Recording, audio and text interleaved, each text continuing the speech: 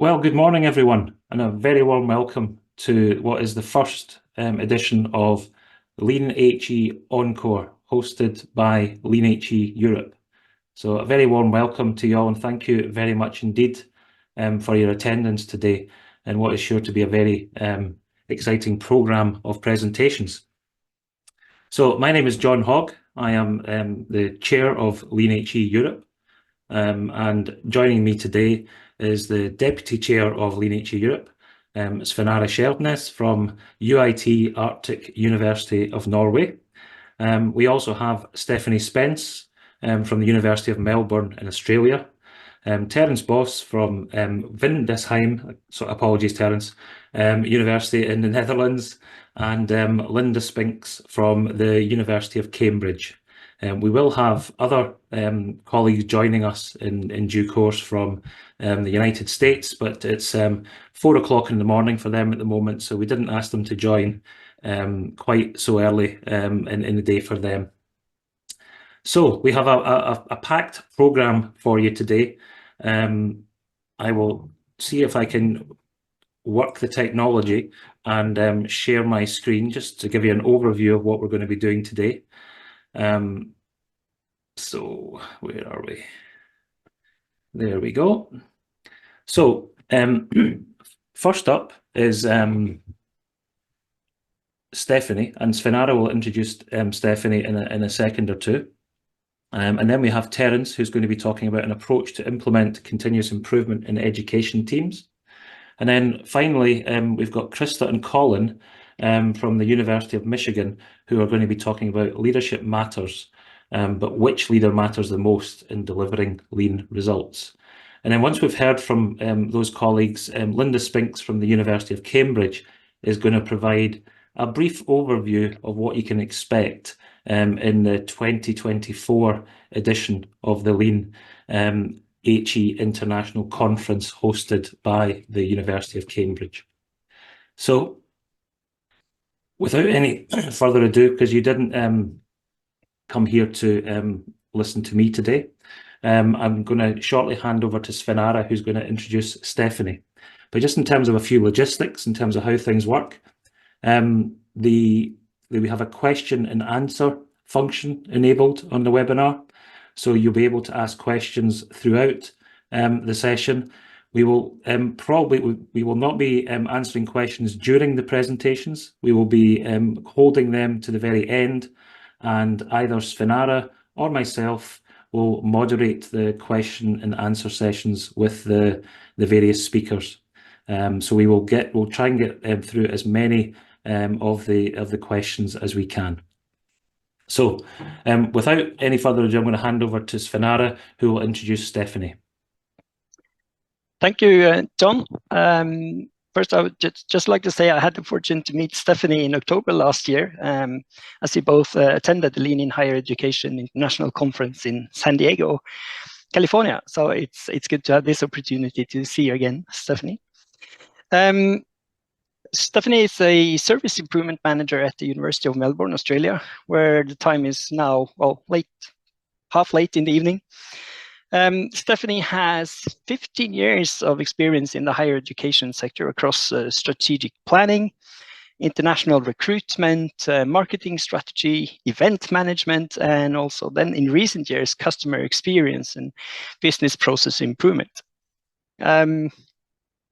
If you talk to her, she will happily tell you that she jumped over the fence into Lean and the Agile world after becoming kind of disillusioned with these clunky processes and tech in her former student-facing work. In recent years, Stephanie has worked on a range of improvement processes, including implementing a university-wide benefits framework, improving the student acquisition process, creating a joint operating model for 2 major service providers, and setting up a new service model for supporting compliance in the casual staff space. Stephanie is, as many others here, passionate about people and improving experiences for her stakeholders. I'm looking very much forward to enjoying your presentation, Stephanie.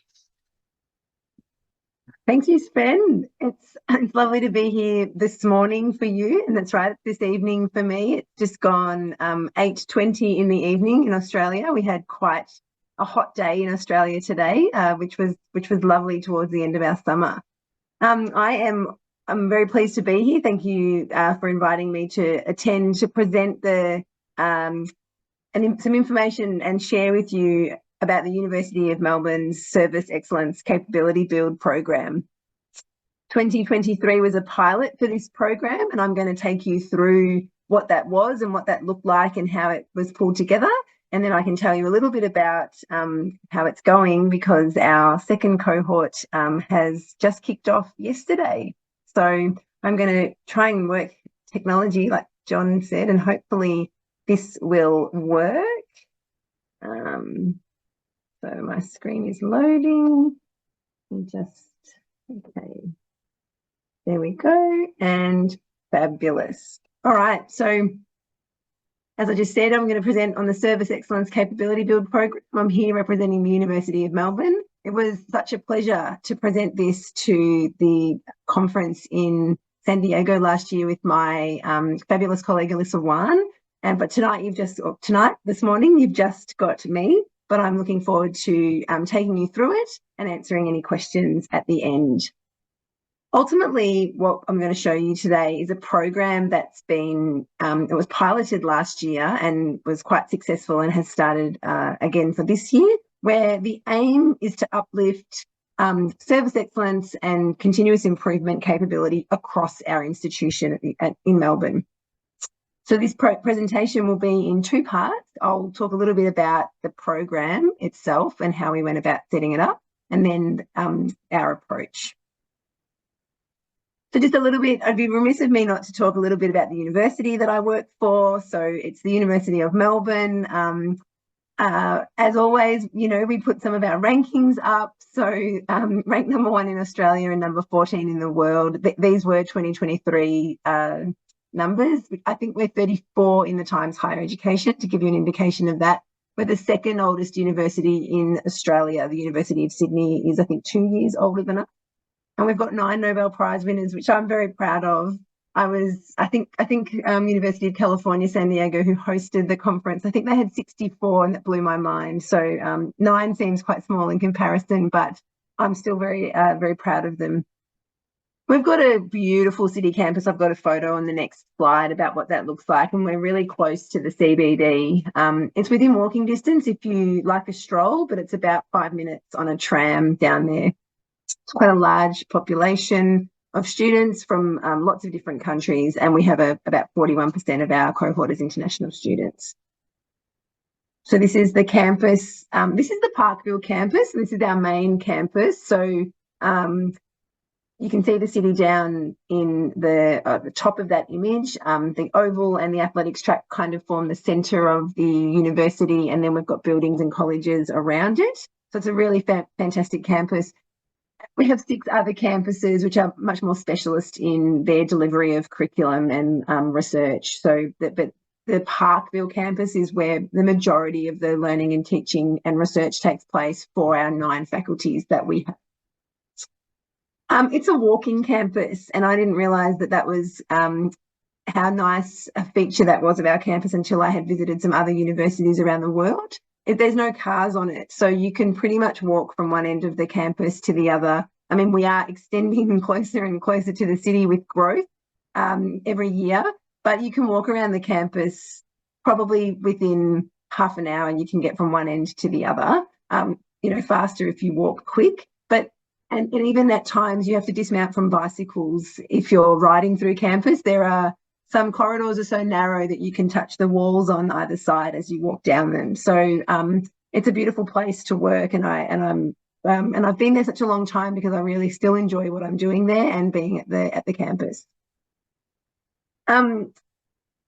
This photo, which is also the image I've got on my Zoom background, it's one of the most beautiful sandstone buildings that we have on campus, and the reason for me showing you this is linked to the presentation in that we are a traditional university. Sandstone buildings modelled on some of the overseas institutions like Oxford and Cambridge, but why am I showing you this? The traditional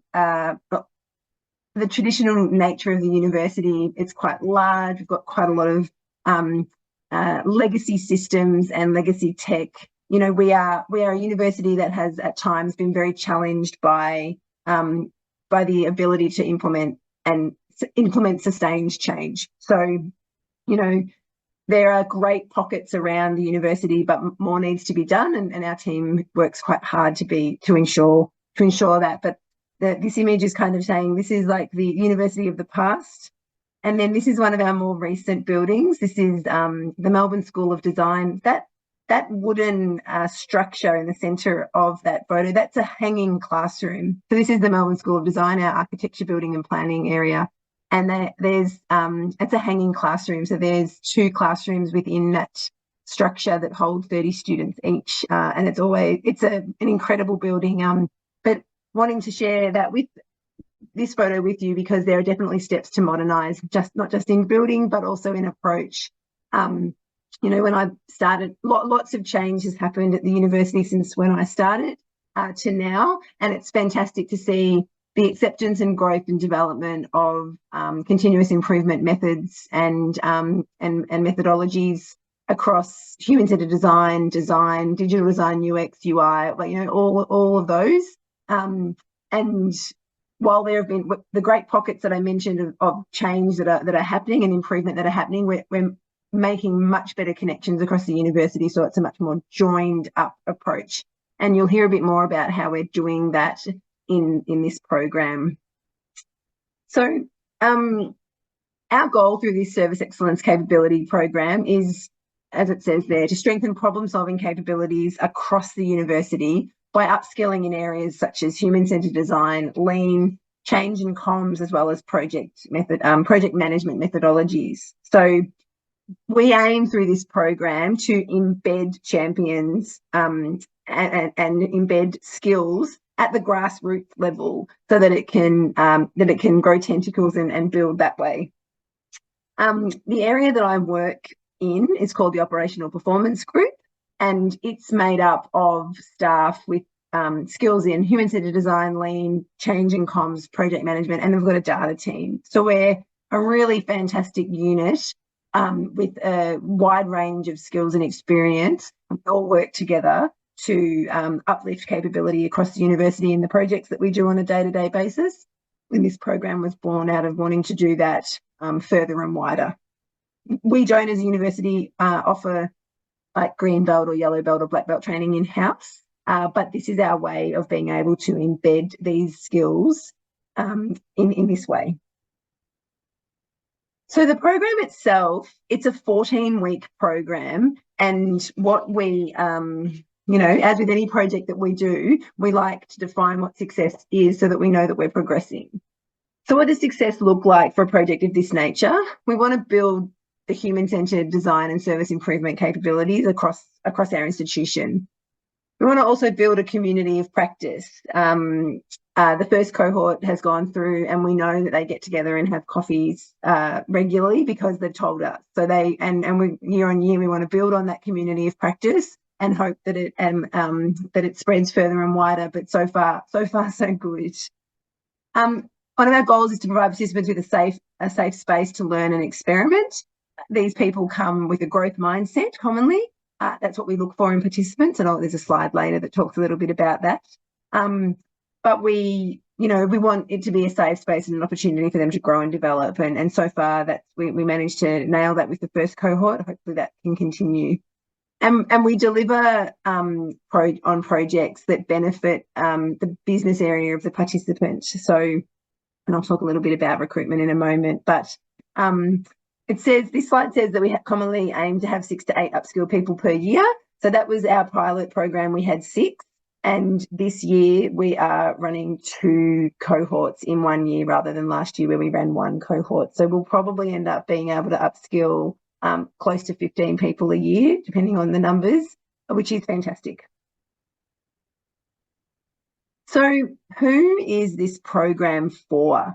Like I said earlier, we really look for people that have a growth mindset, and staff need to be self-motivated. So we have lots of great relationships with different business units across the institution. So the operational performance group is a shared service. So we sit in like a shared service area, and then there's 9 faculties. So we work with other shared service areas as well as the faculties. In the pilot year, we only invited, we commonly targeted staff from other shared service areas, but more and more interest is coming from staff in faculty to be able, because the shared service model has different tiers of support, and so some people are embedded in faculty at different times. So largely, though, we look for people who are self-motivated and that are proactive and demonstrate great initiative, because they need to come to this 14-week program with drive and ability and willingness and ability to define a problem or opportunity and then go about setting up some ways of solving that. One of the things that's on this slide is also about the HU level, the UOM level, the higher education worker level. It says level 7 and above at the university.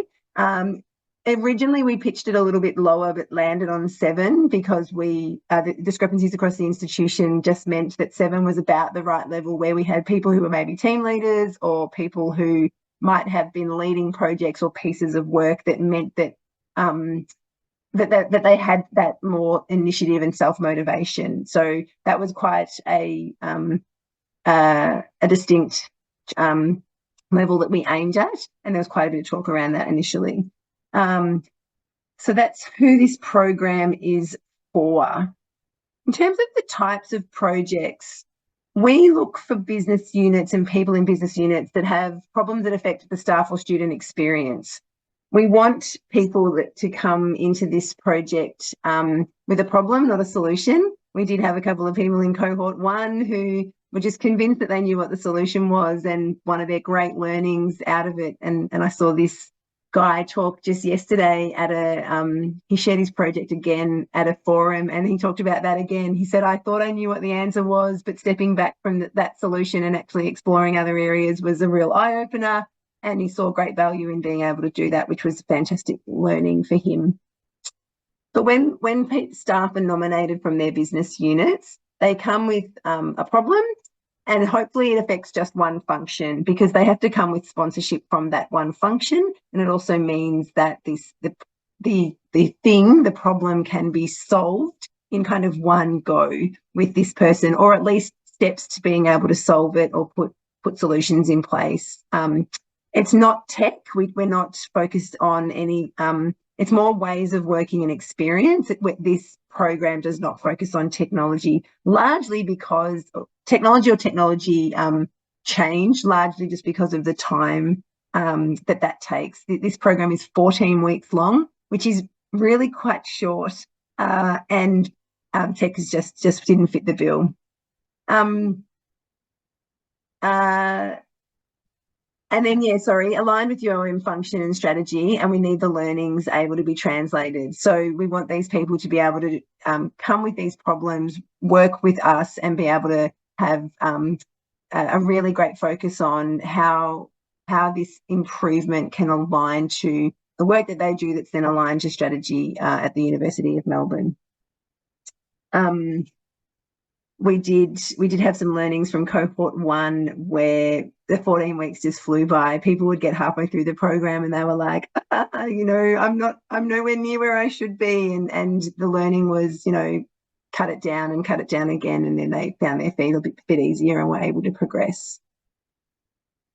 So this slide shows you the program components. If you look at the darker blue square boxes at the top, if you read them from left to right as the screen is, so the participant identification happens, and we reach out to our business units. We do some promotion through just our stakeholders that we work with and some of our networks, as well as in like newsletters and the like. And participants are identified from across the university. There's then sponsor and participant briefing session. This is a really key part. The sponsors need to really understand their role in supporting the participant through this project. We set up projects where we commonly have working groups and then sponsor groups that we report into on a regular cadence. so that we can give them updates on how we're progressing in our project. And we expect that to be the same from a sponsor who nominates a participant, so that they've got full support that this problem is important, that they're willing to support the participant through any engagement that they need with stakeholders in their area or outside their area, and that they know what their participants getting into. There's a 2-day training. That 2-day training was in 2023. We've actually extended that to 3 days in 2024, where participants are introduced to the OPG, stands for Operational Performance Group, like I mentioned earlier, where I work. But they're introduced to our problem-solving approach, which is a combination of lean, HCD, change and comms, and project management, which there's a slide later that talks a bit about that. And participants are full-time on the program. So I'll show you, I think it's the next slide that shows you how we enable that to be the case. But they co-locate with us as well. So we have we hot desk, and we have some hot desks available for them, as well as some meeting rooms where there's opportunity for the participants to be together while they're doing what they're doing and embed in our team. They come to our stand-ups, they come to weekly meetings or fortnightly meetings. They're essentially a part of the team while they're doing this program. And then there's a project showcase at the end, which is wonderful. Attending their project showcases and seeing the relief on their face at the end of the pilot last year was just really wonderful. Now the green boxes, like the rectangles going from top to bottom, these 4 things are what the participants get as part of this program. So ongoing coaching, we have some coaches, and there's a slide later that talks about what the 2023 cohort was, and we had some change. We reviewed our own program and made some change, and I can tell you about that. But they get ongoing coaching from the different areas on an as-needs basis. They're part of our team and encouraged to do any kind of shadowing opportunities, meetings and activities throughout the program to really embed. And it's so funny, small things, they come to our stand-up and they were a bit tentative, and I remember them being quiet. But one of the learnings, one of the participants last year tapped me on the shoulder after her showcase, and she said, "Oh, I was so happy to hear you tell me that you hadn't had a project crisis and that the stakeholders were at a bit of a standstill." She said, I was having a bit of a crisis, and it was just so nice to hear that it was happening to someone else. And she didn't mention that to me at the time. She mentioned it to me at the end of the program, but you just don't realise what impact and effect you can have on somebody. So being open and honest day to day in our work was really important with them, and they got to see that, and that was a great learning that they had, which we didn't think, we didn't think that was going to be such a big learning, but it was, which was great. And then there's a toolkit that we leave them with, and I've seen some of the participants since the project finished do subsequent presentations of what they found in their work, and it's been really well received, which is great. So how do we enable participation? Here's probably a bit of a kicker for people. How do we manage this? The second point there is funded backfilling. We have 2 full-time equivalent staff salaries that we use to support funded backfilling. So we fund replacement employees to ensure that the BAU work continues in these areas. We don't determine how that happens. So the business unit from where the participant comes can determine how that happens. Commonly, staff within the area go on to higher duties, which is a fantastic opportunity for someone else in their team to extend themselves while this is happening, or they get casuals or other backfills. But one of the benefits too is while that person co-locates with us, majority of the time, they're still part of that team that they come from, so they're not absent and still available to answer questions. And commonly, because they're doing work in that business unit, they're visible. So we really think that that's worked well. I think I've mentioned a few of the others, so I'll skip ahead because I'm looking at my watch and I want to make sure I get through all my slides. So what approach do we take in this? So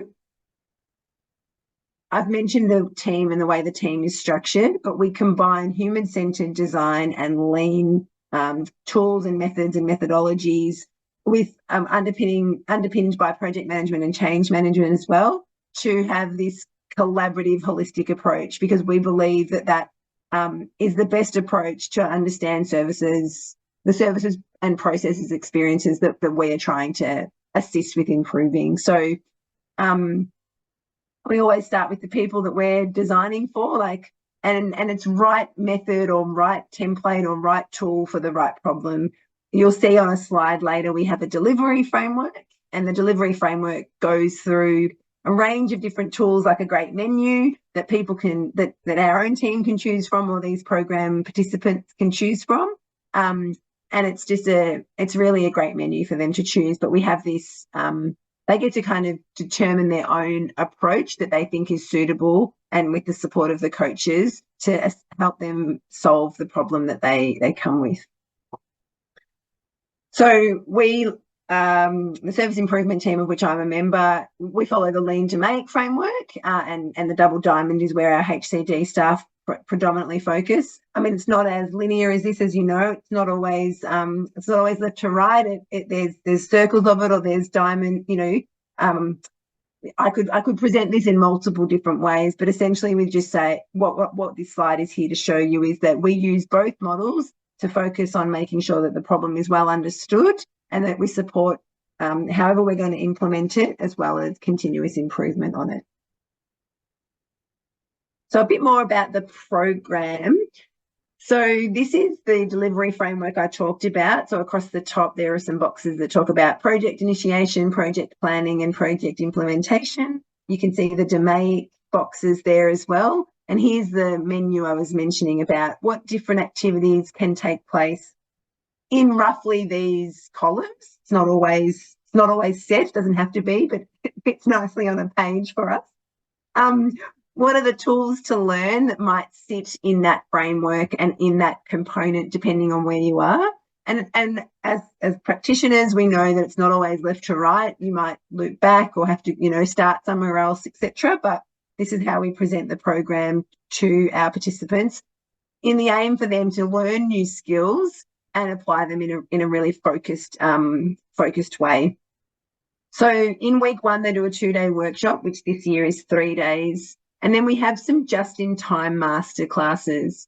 There was some feedback last year that the just-in-time masterclasses maybe were a bit too late in the piece, so we've rejigged that a little bit. But essentially, this is how the program works in our framework.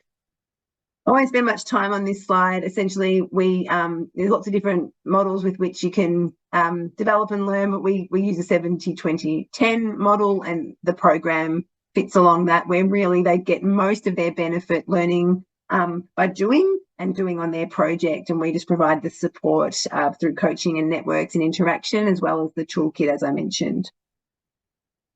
This is quite a basic slide, but our typical service improvement projects follow these steps, and this is what we get our participants to do as well. And I mentioned that we have some templates, and this is quite a busy slide, and I'm not expecting you to be able to understand it, but some of these they're largely all in PowerPoint packs as well as Word documents, but we offer a template for each thing. So fishbones and current state findings and timelines and RACIs and implementation plans aligning to the steps in the framework. We have done projects for the university over and over again, and have a fantastic template resource that we draw upon and update and provide to our participants to support the work that they're doing. So they don't have to do the thinking of how the presentations need to be. They just have to think about the content itself, which is, I mean, it's great even as a member of the team when I'm doing my own project to have these fantastic templates that we build upon year on year. So now I get to talk a little bit about the project program success that we had, and you've heard me drop in some points along the way. But the cohort 1, there was 6 participants, and we had 16 coaches and 7 trainers along the way. The trainers might have been someone who ran a masterclass or who ran the initial training, the 3-day training, 2 or 3-day training, but then they weren't necessarily an ongoing coach. So, for example, I might have been a trainer, or I was a trainer in the cohort 1, but not a coach. What I want you to see on this slide is just the different participating areas. I really like the bottom one, the research, innovation and commercialization, the bio risk. it was so interesting hearing this project and what standardizing a particular form about biological imports and how the team was so thrilled. But it was just such a different area that we were used to, because so many of the others came from student facing and areas with student experience as a real focus. But the last one was so interesting. But yeah, that's a little bit of a summary of who participated and what their projects kind of focused on. I don't expect you to read this, but we review our own work on a regular basis and we go through retros. And so we did a retro with them about what worked well and what didn't work well. And then as a result, changed this next intake to make sure we were maximising the programs for everybody involved. And it'd be remiss of me to leave out what our sponsors said as well. They thought there was some fantastic feedback about how participants the growth that they had throughout the project, actually getting some fantastic outcomes, as well as just seeing the staff, seeing the staff really grow and develop was what a lot of the sponsors said, and the benefit that they got from what the outcomes and the outputs were from this work. This is my second last slide before I can go to questions. So this was the 2024 proposed timeline that we showed last year. It has just kicked off yesterday, the day before, yesterday, the cohort 2, 6 participants, and they're doing their 3-day training, and it's going well. Yeah, there is ambition to run 2 cohorts this year with a pretty short turnaround time, but I'm pretty confident that we are ready to do that. Some of the changes, the coaches, last year they had coaches available at their disposal, but there wasn't anybody necessarily allocated to the participants, and we've made a change where each participant now gets 4 allocated coaches across change and comms, project management, design and service improvement, so that that's a much so that they can actually build a stronger relationship with a particular group of people. That's been a change. We've refined our materials and we've got much more change and comms involvement earlier on than we did. So there've been some of the things that we have done. But I will stop talking there, and I hope I didn't talk too fast. When I get excited, I talk fast, so I certainly hope I didn't do that today. But thank you for listening, and I can see a few questions are coming into the chat, so I will stop sharing and throw back to Sven. Unfortunately for you, Stephanie, you've got me moderating the Q&A. So we've got a few that have come in, which is great. So thank you to those who have submitted questions. We'll try and get through as many as we can. The first one is, what is the success rate for people completing their projects? And if there's an additional part of it, are there many that start and don't finish? So if you can answer that first, please, Stephanie. Yeah, great question. And I did touch on early on in the presentation where there was a particular participant who just wasn't making progress, and 7 weeks in had a little bit of a panic. They all complete something to the point where in their handover or recommendations there's an acknowledgement of anything that's unfinished. So one of the pieces was enrolment variation, and 50,000 enrolment variation forms come in for a range of different reasons in any given year, and this person wasn't able to implement all or get all process change recommended, but had a checklist of items to then follow up afterwards, and that's turned into a subsequent project for this particular person who's working on it now, using the skills that they gained from the program. So some people went back to their BAU jobs with debt work, if you like, or overhang, but we still tried to support them in their handover pack and showcase to be really clear on what happened. It's okay if that happens. We all have projects that blow out, and scope creep was a really big thing for them. But yeah, more or less they were successful, if not in implementing something, in implementing future steps that need to be taken. So I hope that answers that person's question. Great, thank you very much. And the next question we've got is in relating to IT systems changes. So based on your experience in working on improvement projects in the University of Melbourne, how many, well, approximately percentage-wise require IT systems changes as part of those improvement projects? Oh, that's another great question. Wow, what percentage? Lots actually, but I think what we focus on, you know, people, process or technology. So we look at, is there a training or an education or a capability uplift within staff that can be done even if a system change needs to happen? Is there a process change, even if that, so is there a manual process or a process component that then relates to the tech piece, or is it just a tech piece? So yeah, we're heavily reliant on tech systems, and I mentioned a lot of our systems are outdated, or we're, you know, updating as we go. But yeah, I probably wouldn't be able to get, you know, ballpark it, but lots. Yeah. Okay. And I guess a follow up to that then, and I think that's certainly something that I've experienced is how do you prioritize those systems changes? Because obviously there'll be a finite capacity of IT colleagues. So how do you prioritize what you would like them to work on? Yeah, we work closely with our business services colleagues and do planning poker really in terms of the ability to determine what gets priority. But the strategic focus is where the priority has to lie. So for this year and for the next couple of years, our teams are focusing on student services delivery as a really large improvement piece of work, a program of work, transformation actually, I should say. So any systems in that space are what the focus is going to be for us. Okay, great, thank you. So next question, well, it starts off with fantastic presentation, thank you. So very, very positive, and I would echo those sentiments. If another university was going to embark on rolling out a similar approach, what key advice would you give them based on what you have learned so far? Yeah, great question. I've said that 3 times in a row now, but these are really great questions. What advice would we give them?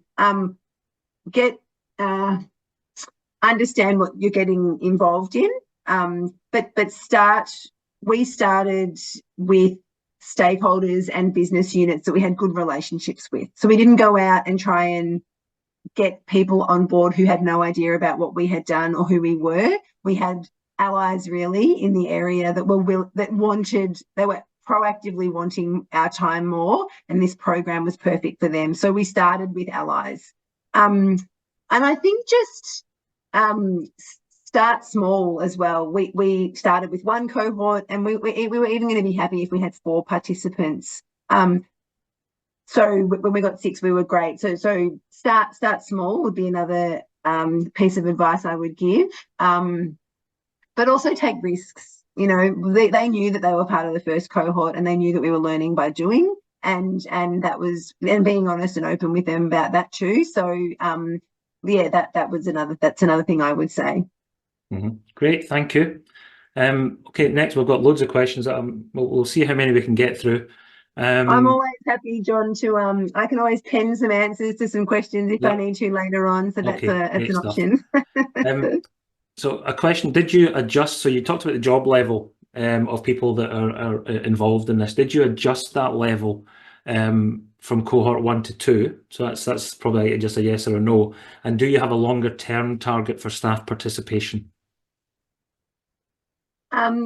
We did change it from 6 to 7, yes. So but that was early on in the cohort. I think we were sifting through some of the applications, and early on we realized that that was an early on change, not from cohort 1 to cohort 2, but within cohort 1.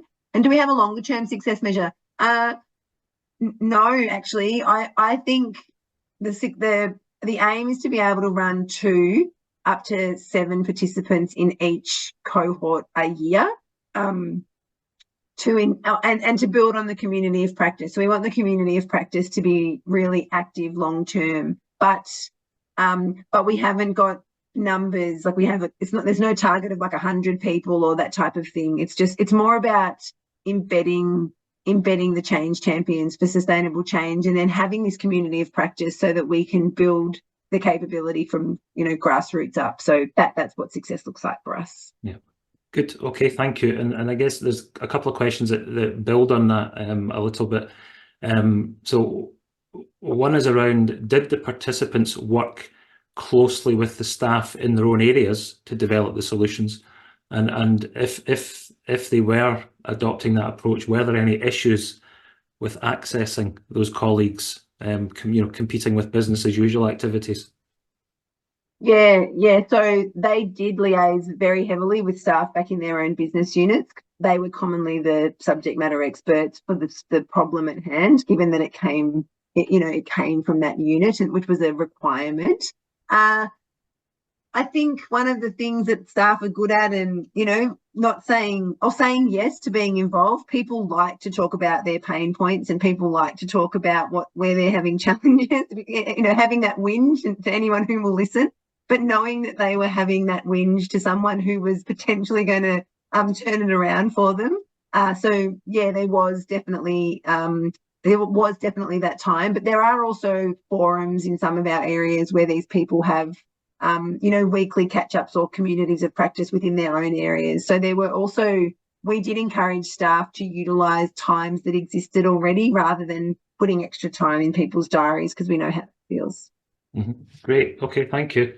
And in terms of the community of practice, I guess linked to that, do the participants is there evidence that the participants continue to initiate change after their involvement in the programme? So we've had, in terms of initiate change, I think what they're able to do and what we are seeing is that education piece. So we're seeing the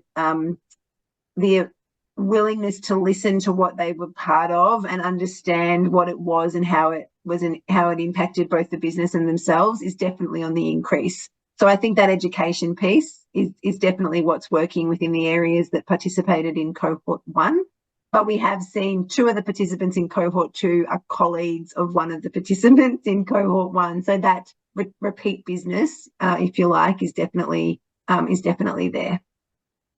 Okay, thank you. So you mentioned backfilling during your presentation. So there's a couple of questions around that. The first one is, how did you achieve the balance between backfilling and the benefits that the projects then ultimately bring to the organisation? So obviously there'll be, I guess, an associated cost with backfilling. So how does that balance out with the return on investment, if you like? So we didn't do any of the backfilling for them, and the sponsor briefings, if this question's aimed around from a timing perspective, we were in touch with sponsors and potential participants very early in the piece. So the timeline, I think, was November or December last year, where we were starting the comms around it being. So there was a big lead time for that backfill to take place. It wasn't like they were scrounging and this person had just disappeared for 14 weeks. But we didn't support the business unit in that backfill. They knew that was the requirement for them, and we encouraged them to get onto it early. So I hope I've interpreted that question correctly, but that's how we approached it. Okay, thank you. And then following on from that, in terms of backfilling, so it was 14 weeks, I think you mentioned, when junior members stepped up. Well, I know you've just said you weren't really involved in the backfilling, but how were the junior members then replaced, backfilled, or was there just people just needed to take on a little bit extra?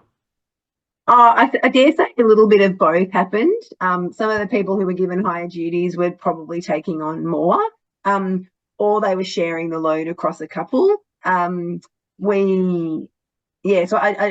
I know that was taking place. I also know that some of the participants still did some of their day-to-day job because it was just easy to do that.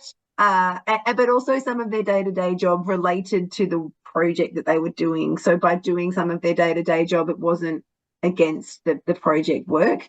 I mean, that really came down to making sure that the sponsor was on board and that the person could draw a line and focus on project as well and let go of BAU. But yeah, we didn't hear any major feedback from sponsors that was a hard thing to do. So I take that as a positive.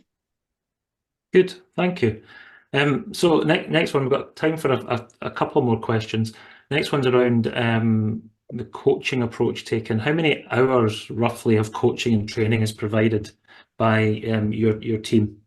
Yeah, so in this new model, so I'm involved in resourcing of our team from a project and time perspective. We've allocated half a day a week for our coaches. So the coaches so some of the staff in my team are coaching this year's cohort this round, and half a day. So what's that? 4 hours a week has been allocated to coaching.